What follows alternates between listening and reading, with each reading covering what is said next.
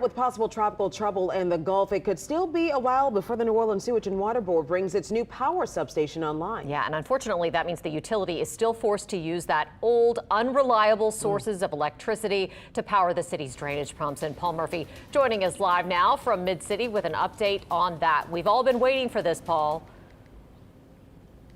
Oh, absolutely. And Katie Shrees, as you know, Mid-City has seen more than its share of street flooding over the years. And while the Sewage and Water Board is still promising to get the new power complex up and running by the peak of hurricane season, some neighbors here in Mid-City tell us they'll believe it when they see it.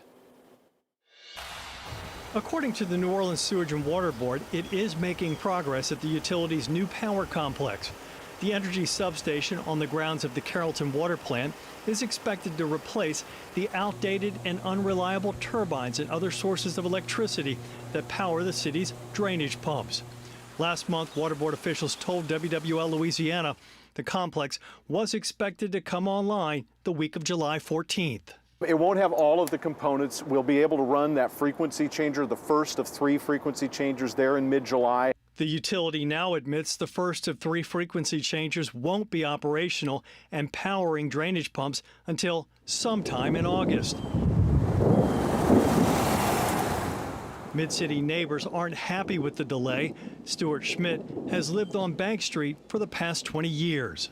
It is discouraging, but you know, at this point in my life, I've seen it so many times, I don't see it changing. I really don't.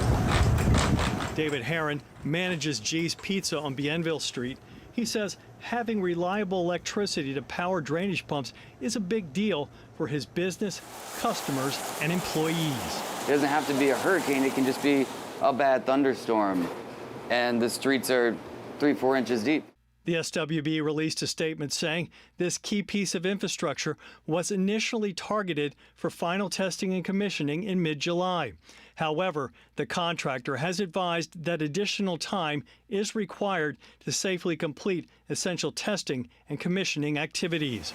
Peak hurricane season typically runs from mid-August through October.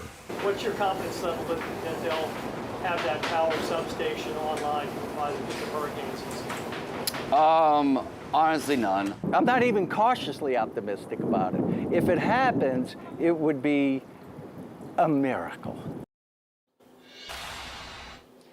And Sewage and Water Board officials are expected to brief New Orleans City Council members on the status of the new power complex at Thursday's council meeting.